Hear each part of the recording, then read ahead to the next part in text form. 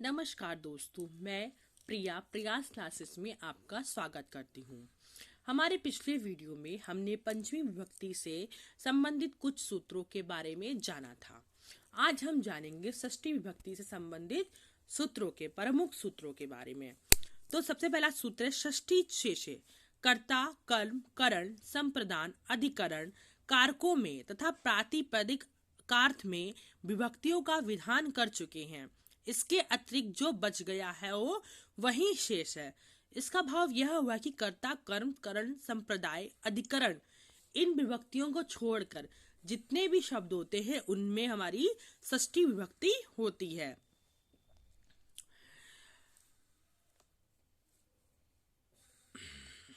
इस प्रकार और प्रातिपादिक से अतिरिक्त स्व स्वाभिमान, जन्य जनक भाव, कारण कार भाव आदि संबंध शेष है। मतलब कि जिसमें हम रिलेशनशिप या कोई संबंध शो करते हैं उसमें षष्ठी विभक्ति होती है। उस शेष की विवक्षा में षष्ठी विभक्ति होती। जैसे राज्ञा पुरुषः मतलब राजा का पुरुष, गंगायाः जलम गंगा का जल, दशरथ पुत्रः दशरथ का पुत्र, पांचालानाम भूमि पांचालों की भूमि।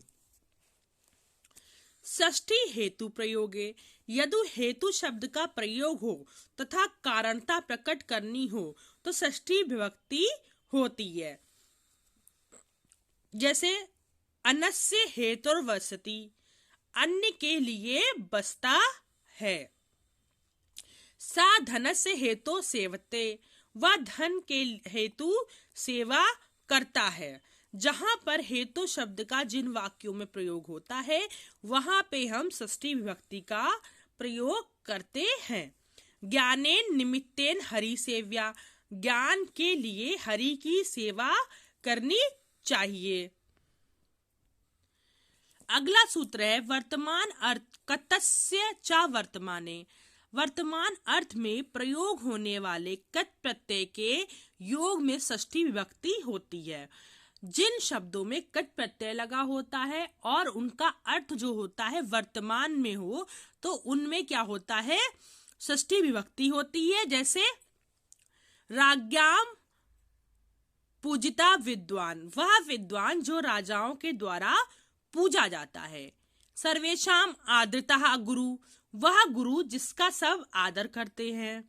राज्ञाम मता बुद्धा पूजता वा, राजा मानते हैं, जानते हैं अथवा पूजते हैं। षष्ठी च अनादरे, अनादर का अर्थ प्रकट करने के लिए षष्ठी और सप्तमी दोनों विभक्तियों का प्रयोग करते हैं।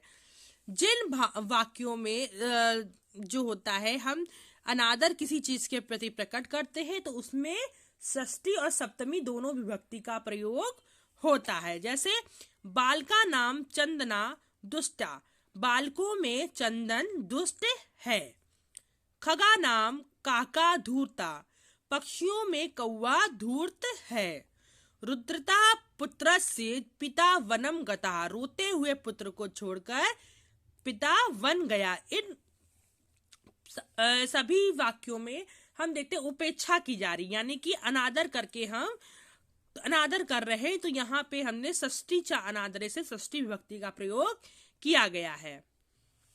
आइए अब पढ़ते हैं सप्तमी विभक्ति के कुछ महत्वपूर्ण सूत्रों के बारे में। आधारो अधिकरणम, कर्ता और कर्म में स्थित क्रिया का आधार अधिकरण कहलाता है। भाव यह है कि जब कर्ता और कर्म जो क्रिया करते हैं उसका जो आधार होता है वो अधिकरण कहलाता है। आधार के यहाँ पे हमने तीन भेद होते हैं। सबसे पहले औपश्लेषिक आधार, दूसरा है वैषयिक आधार और अभिव्यापक आधार। अब हम समझते हैं ये क्या होता है। औपश्लेषिक आधार का अर्थ होता है जहां कर्ता अथवा कर्म तथा कर्म में आधार में संयोग आदि संबंध रहता हो। जहां कर्ता अथवा या तो कर्ता का या कर्म का आधार में संयोग संबंध होगा। जैसे कटे आस्ते, चटाई पर बैठता है, यानी कि जहां पे ऑन का सेंस निकलता है वहां पर होती है सप्तमी विभक्ति। यहाँ कर्ता की चटाई के साथ संयोग आधार है अर्थात यहाँ पे औपश्लेषिक आधार है और यहाँ पे सप्तमी विभक्ति होगी।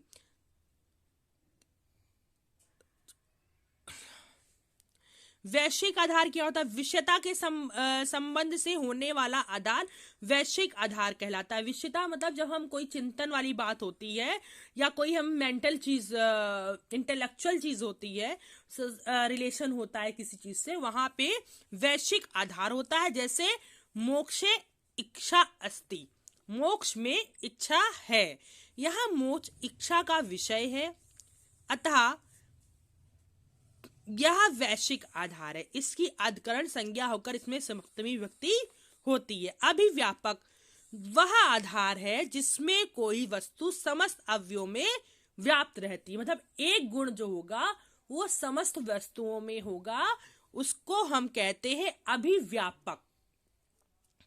तो औपश्लेषिक क्या होता है? औपश्लेषिक में जहां कर्ता या कर्म का अधिकरण के साथ या आधार के साथ संयोग होता है वो होता है औपश्लेषिक।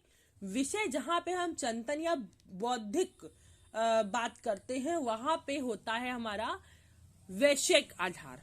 और जहां पर हम एक वस्तु, कोई गुण या कोई वस्तु, अनेक वस्तुओं में, कई वस्तुओं में एक ही गुण विद्यमान होता है तो वहां पे होता है अभिव्यापक आधार। जैसे सर्वस्मिन् आत्मा अस्ति, सब में आत्मा है। तिलेषु तैलम, तिलों में तेल है। सप्तम्या अधिकरणेचा, अधिकरण में सप्तमी विभक्ति होती है। साधु असाधु प्रयोगेचा, साधु तथा असाधु शब्द के प्रयोग में सप्तमी विभक्ति होती है। भाव यह है कि जिन वाक्यों में साधु अथवा असाधु शब्द का प्रयोग किया जाता है वहां पर हम सप्तमी विभक्ति का प्रयोग करते हैं। जैसे कृष्णा मातारि साधु, कृष्ण माता के विषय में साधु है। कृष्णा मातुले असाधु, कृष्ण मामा के विषय में असाधु है। निमित्तात कर्म योगे, निमित्त अर्थात फलवाचक शब्द से सप्तमी विभक्ति होती है यदि उस फलवाचक शब्द का कर्म के साथ संयोग या समवाय संबंध हो। मतलब जब हम कोई कार्य करते हैं और किसी उद्देश्य से करते हैं और उससे हमें फल की प्राप्ति होती है तो वहां पे हम सप्तमी विभक्ति का प्रयोग करते थे। चर्मणि द्विपिनम हंति, चर्म के लिए व्याघ को मारता है, यानी कि उस व्याघ को क्यों मारता है? क्योंकि उससे चमड़ा मिलता है। यह चर्म की प्राप्ति के लिए व्याघ की हत्या की जाती है, इसलिए यहाँ पर सप्तमी विभक्ति होगी। दंत्यो हंति कुंजरम, दांतों के लिए हाथी को मारता है। केशेषु चमरीम हंति, चमड़ी जो होता है वो एक विशेष प्रकार का हिरण होता है तो केशों के लिए चमड़ी को मारता है। यस्य च भावे भाव लक्षणम, जिस कर्ता या कर्म में स्थित प्रसिद्ध क्रिया से दूसरी क्रिया लक्षित होती है उस कर्ता या क्रम में सप्तमी विभक्ति होती है।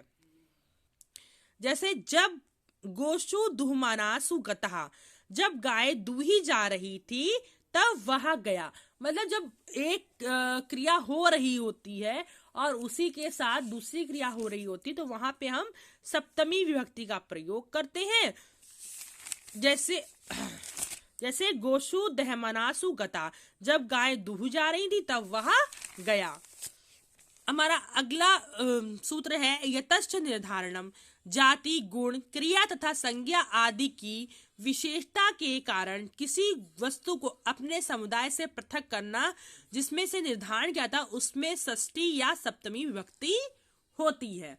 जब मान लीजिए कोई ग्रुप है, उस ग्रुप या उस समूह है, समुदाय है कुछ लोगों का या किसी चीज का, और उसमें से एक चीज को उससे श्रेष्ठ बताया जाता है या उससे अलग बताया जाता है तो उसको हम वहां पे यतश्च निर्धारणम से सप्तमी या षष्ठी विभक्ति होती है। जैसे नृणाम नृषु व ब्राह्मणा श्रेष्ठा, मनुष्यों में ब्राह्मण श्रेष्ठ है। तो यहाँ पे नृणाम में जो है हमारी षष्ठी विभक्ति लगी है जबकि नृषु में सप्तमी लगी है। नहीं, नृणाम सप्तमी, नृणाम में तो यहाँ पे हमने यतश निर्धारणम सूत्र से सप्तमी तथा षष्ठी दोनों में से किसी एक विभक्ति का प्रयोग कर सकते हैं। इस प्रकार दोस्तों हमारी आज की क्लास यहीं पे समाप्त होती है। अब ये विभक्ति प्रकरण समाप्त हो गया। हम अपने अगले वीडियो में संधियों के बारे में पढ़ेंगे।